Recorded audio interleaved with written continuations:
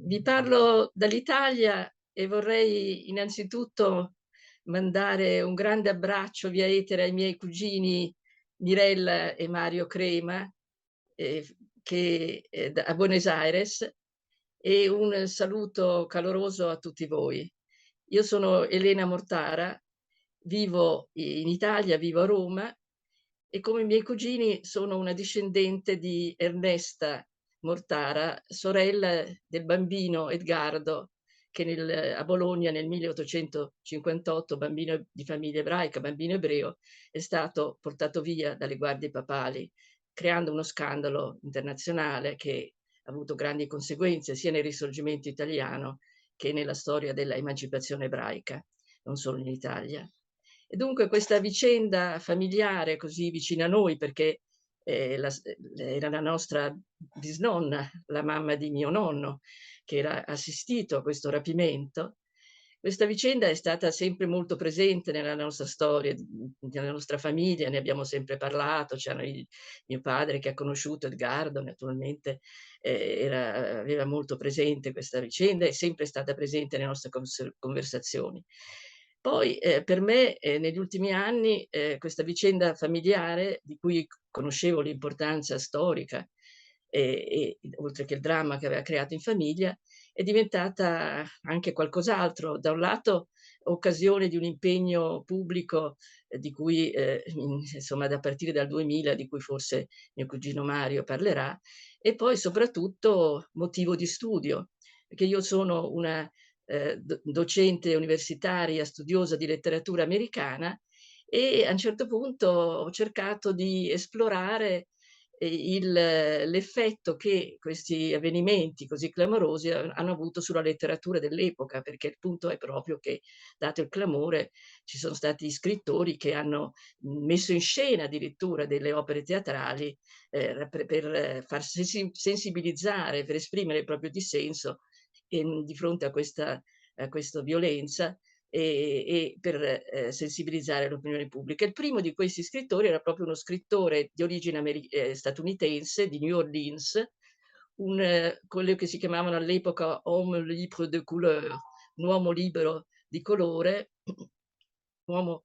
oggi si direbbe un afroamericano, un uomo diciamo, di colore appunto, come si diceva allora,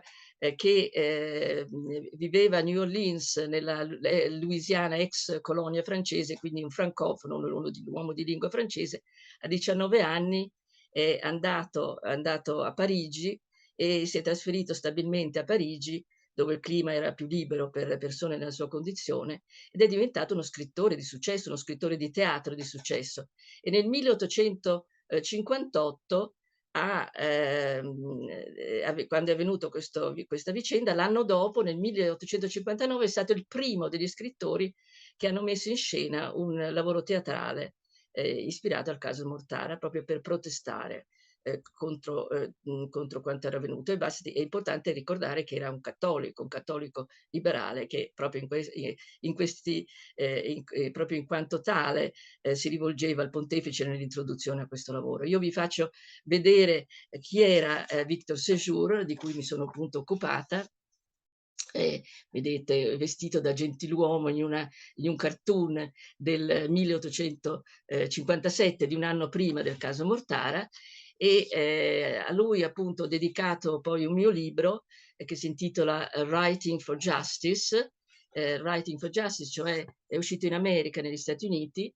e dunque sì, Writing for Justice, vedete nella copertina c'è un quadro dell'epoca, un altro documento dell'epoca, e cioè il quadro di Moritz Oppenheim, un pittore ebreo tedesco del 1862, quindi l'opinione pubblica era in subbuglio per quanto era avvenuto e dunque in questo libro il sottotitolo è Victor Séjour,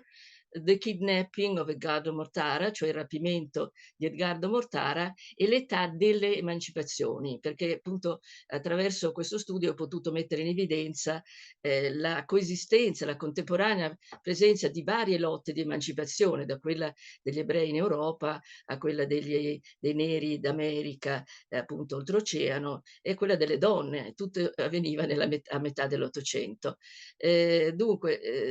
io non soltanto come membro della famiglia Mortara, ma anche come studiosa del caso Mortara, sono particolarmente felice, di questa iniziativa del Centro di Cultura Sefarad di Buenos Aires, e perché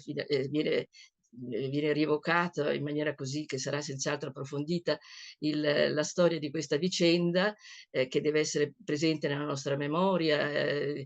su cui si deve riflettere ancora oggi. E quindi, mi rallegro che una pagina così importante di storia della nostra storia dell'emancipazione ebraica e che tanto ha influito anche, come dicevo, sul Risorgimento italiano, possa essere esplorata, in questo incontro. E quindi, vi saluto, rimando i miei saluti più affettuosi ai miei cugini, un saluto carissimo a tutti voi e un augurio di buon ascolto e di buon proseguimento. Un saluto dall'Italia. Arrivederci.